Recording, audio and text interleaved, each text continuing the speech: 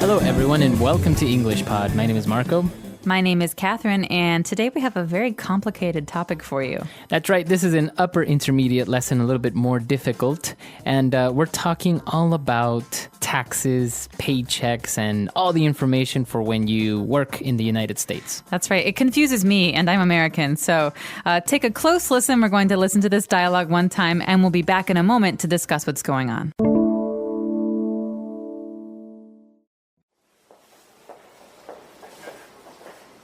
Hey, Susan, have you got a sec? I have some questions about my paycheck. You bet, Emily. Pull up a chair. Well, this is my first paycheck here in the States, and there are a few things I don't understand. First off, what is this FICA and SUI, SDI tax? And why are there deductions both for Medicare and for my health insurance plan? Okay, let's start from the top of your pay stub. This number here represents your gross pay. Yes, that's easy enough to understand. Then here we have a series of deductions. First off are the federal ones. FICA stands for Federal Insurance Contribution Act, or something like that. It's your federal income tax. And then there's Social Security and Medicare, which are both federal programs to help you out after you retire or if you are unable to work. All right, I see. So the Medicare isn't actually a health insurance I can use now? That's right. Below the federal deductions are the state deductions. There's the state income tax, and then this SUI, SDI tax you were asking about is paying into an unemployment and or disability fund that our state has set up. But you can see that it's a pretty small quantity that they take. Yeah, I don't mind giving them $1.50 for that. So there are two separate income taxes, one at a state level and one at a federal level. That's right. Not all states have an income tax. Some use higher property taxes or sales taxes instead. I see. All right, well, I think everything else I can figure out on my own. The deductions for health insurance and my 401k are pretty self-explanatory. Thanks for your help, Susan. No problem. All those deductions do add up, and nobody's net pay is as high as they'd like. I can understand why you'd want some explanation. Yeah, I guess it's the same in the UK. I just never paid much attention. See you later. All right, we're back. So obviously a lot of vocab there, a lot of acronyms as well, like FICA and all that stuff. We'll take a look at that in a little bit. First, let's start off with some language on Language Takeaway. Language takeaway. So when you get paid, there's a very important number you want to look at, or a couple of numbers. These are called deductions. Now, why do deductions make people sad, Marco? Because a deduction is to take away or reduce. So obviously if your salary is, let's say, $1,000 and you have $500 deductions, then you only get 5 instead of 1,000. All right, so deductions mean what money is being taken away from you. Mm-hmm. All right, that's the money that's deducted for certain taxes or certain programs. Mm-hmm. It's important to remember that to deduct is the opposite of to add. It means to take away. To take away, that's right. So Emily had some questions about her salary, and so she brought her pay stub to Susan to ask her, why are all these deductions? Well, why am I not getting all my salary? That's right. So pay stubs are very important pieces of paper. Basically, when you go to a store and you buy something, you get a receipt. Mm-hmm. Well, when you go to work and you get paid, you get a receipt for your payment. Mm-hmm. That means that it shows you how much money you earn and all of these deductions. Right. So if you're paid every month, you get a pay stub every month. If you're paid every 2 weeks, you get a pay stub every 2 weeks. Okay. So it's basically a little receipt that tells you have been paid and how much you were paid. That's right. All right. So Susan started explaining about her gross salary and her net salary. All right. And these are the two most important numbers on your pay stub. On your pay stub, it will say gross pay. Mm-hmm. Okay, not gross like icky gross, but like total. Total. So in total, you earn $1,000 a month, but right. That's not how much money you have in your bank, because the money that you earn is actually a little bit different because of these deductions we mentioned. So the net pay is the actual amount of money you get to keep. Right. So the company will pay $1,000, but with taxes and all these deductions, the actual money that you get is less, and that's called the net pay. So it's important when you're looking at these numbers, look at your gross pay, is that correct? And then afterwards, look at your net pay. Is that what money you actually received? That's right. All right, so now getting into a little bit of taxes and the type of taxes that we have out there. Not considering the taxes for the salary. This is a different one. We have a property tax. That's right. So some places in America tax you on the amount of money you earn at your job, but a lot of others like to collect taxes from different areas. So property tax is one of those. If you own land, if you own a house, or a condo, you will pay a property tax every year. Every year you have to pay for owning this property. That's right. Because basically you're paying the state for the land that you have or the space that you have. And the bigger your house is, the bigger the land is, the more money you pay. Uh-huh. And you have to pay the same value every year, or does it change over time? It can change over time. You hear this sometimes. Property taxes or property value increases, and so then property tax will probably increase as well. Okay. And what about sales tax? I think this is very straightforward, but how does it work? Well, it's straightforward, Marco, but I don't think they have this in many other places in the world. China, for example, we don't really have a sales tax, so people don't have to worry about it. But a sales tax is a small tax that you pay every time you buy something. Right. All right. If I buy a TV and the TV is $100, it's possible that the sales tax is 3%. I pay $103. So that's another way that that you are taxed, not on how much money you make, but on the purchases that you make. It makes sense. If I buy a lot of cool things, cars, TVs, I'm paying more money to my state to provide services like schools and roads and things like that. Okay. So a lot of interesting things here. I think we can move on now to specifically talking about the taxes related to people's salaries or how it works in the United States. This is remember that we are talking specifically about the United States here. So let's take a look at that now on Fluency Builder. Fluency Builder. All right, so one of the scary acronyms here, Marco, was FICA. The FICA. It looks very strange here. What is this FICA? Well, this is an acronym. And remember, acronyms are words that stand for other words. So F, federal, I, insurance, C, contribution, and A, act. So Federal Insurance Contribution Act. Basically, this is a federal tax. That means that it's everyone in the country. Everyone has to pay it, no matter where you live. Yeah. Illinois, New York, California, everyone has to pay. And how much is this tax? Do you know? I do not know. It's called a graduated income tax. That means that people who earn very little pay very little. People who earn a lot pay more. Okay. So this is something that everyone has to pay, and that's why it's called federal tax, right? That's right. So in America, federal means national, and state means more local for your own state. Okay. Now, she is obviously paying the federal tax that everyone has to pay. And what about Medicare? All right. So this is not a tax per se. This is actually a deduction that goes into kind of a fund. It's a government program. And when you're older, when you're retired, you will receive benefits from the federal government, from the United States government, to get health care. So Medicare is a kind of health care that is paid for by the U.S. government. I see. So when you're older, you don't really have to pay for your hospital bills then, because you worked and contributed to this Medicare fund, then you can go and get treatment. That's right. Or you pay for part of it and they pay for part of it. So it depends on the system. But yes, it's a way to get healthcare through the government. Okay.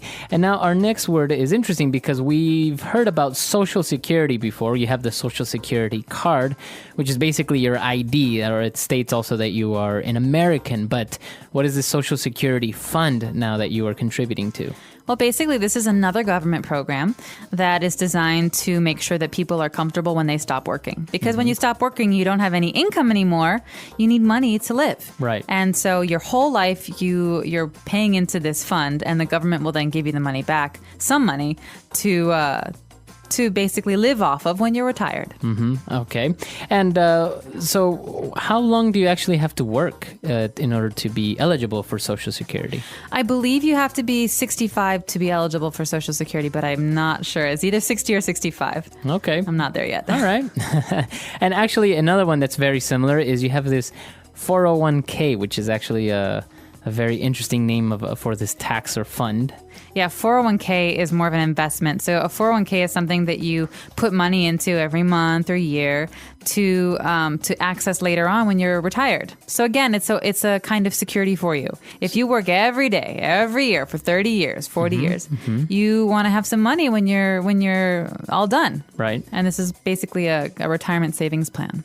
So what is the difference between Social Security and the 401k, or are they the same? I think the difference is where the money goes. I'm not 100%. But all of these are like, you have to give the government this money, or can I say, hey, I don't want to, don't worry about me, I don't need Social Security, I'm set, I'm saving all on my own, and can I refuse to pay these taxes? 401k, yes, you can refuse. It's not a tax. It's just something that you can... usually this is not a government program. This is something that the company that you work for will set up for you. Okay. But Medicare and Social Security, these are things that you have to pay into. Because even if you're rich and you have all this money, there are a lot of people in America that don't have any of this. And so we consider it something that we do for each other as much as for ourselves. Because also, Medicare and Medicaid, these are programs that you can also be eligible for even if you're 25 years old or 30 years old. You're poor, you don't have a job. So these are social programs. Okay, very good. It's very, very interesting. You see that, obviously, this is why in movies you see that people make fun of taxes and how much tax in America there is, and how you can't escape taxes. But it's interesting to see how it's made up and why you are giving your money to the government. That's right. So let's listen to today's dialogue again. It was pretty complicated, so hopefully you've understood a little bit more after we've talked about it now.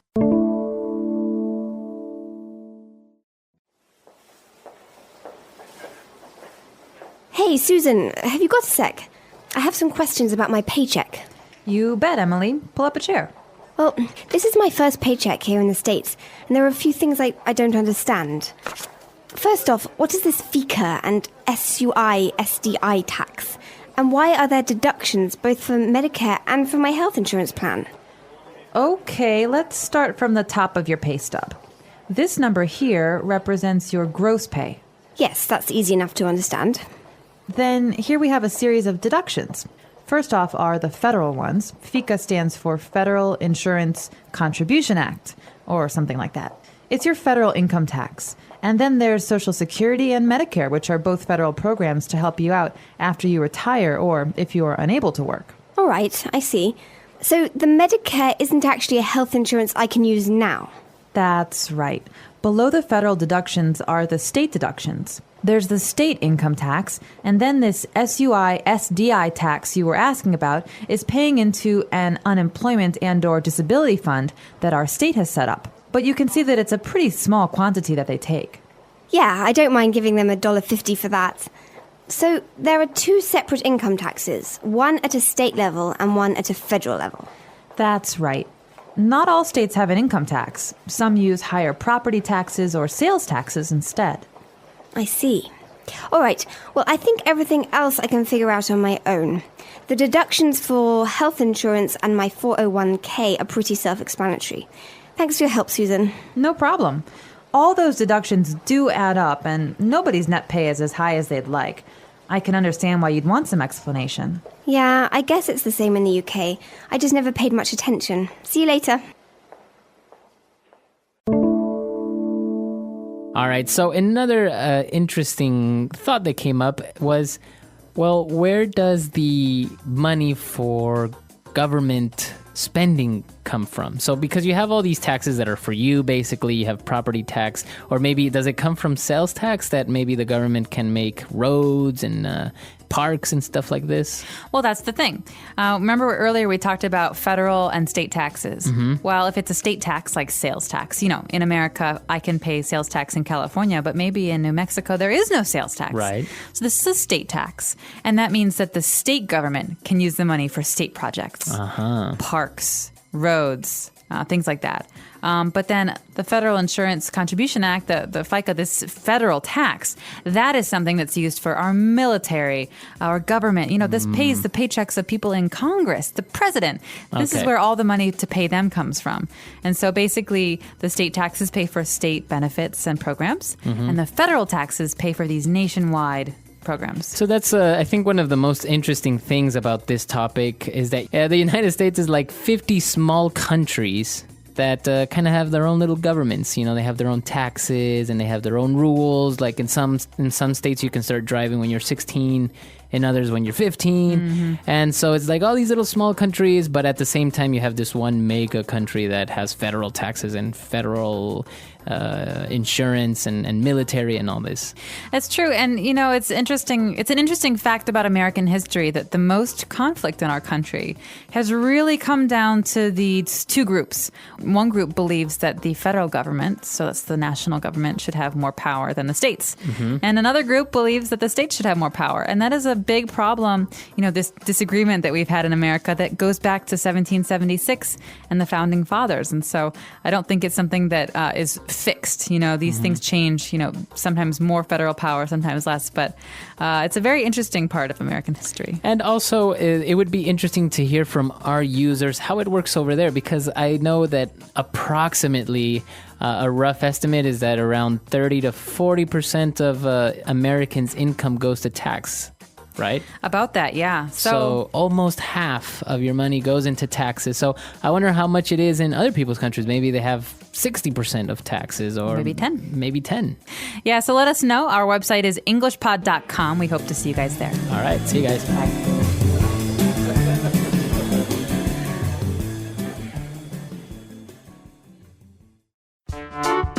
The English Pod Audio Review. Listen to the meaning, then say the vocabulary word. For keeping a record of the content of the part filled out and torn away. Stub. Of or relating to a form of government or a country in which power is divided between one central and several regional governments. Federal. Amount of money that you receive. Income. A sum of money or other resources whose principal or interest is set aside for a specific objective. Fund. Needing no explanation, obvious. Self-explanatory. Let's try that faster. Of or relating to a form of government or a country in which power is divided between one central and several regional governments. Federal. Needing no explanation, obvious. Self-explanatory. For keeping a record of the content of the part filled out and torn away. Stub. Amount of money that you receive. Income. A sum of money or other resources whose principal or interest is set aside for a specific objective. Fund. Now say the word and hear it in a sentence. Stub. Please hold on to your ticket stub so we can verify you later on if needed. Stub. Be sure to make a note on each check stub so that we know what was purchased. Stub. I'm sorry, sir, but I can't let you back in the theatre unless you show me the stub of your movie ticket. Federal. I wish the federal government would do more to prevent inflation. Federal. Federal taxes might seem to be high, but without them our hospitals would be in a state of disrepair. Federal. These federal reform policies are a breath of fresh air. Income. I want to ask the boss for a pay increase, as my income doesn't cover living expenses. Income. I believe the income generated by renting out your houses will allow you to retire. Income. He doesn't deserve the income that he receives. Fund. Please tell me which fund you want to have this deposited in. Fund. I think mutual funds are a waste of money. I'd rather invest in an index fund. Fund. My pension fund all but disappeared after the financial crisis hit. Self-explanatory. I've gone over this with you 1,000 times. I thought it was self-explanatory. Self-explanatory. Okay, I understand. This is pretty self-explanatory. Self-explanatory. There are no instructions to assemble this bookcase, but it should be pretty self-explanatory.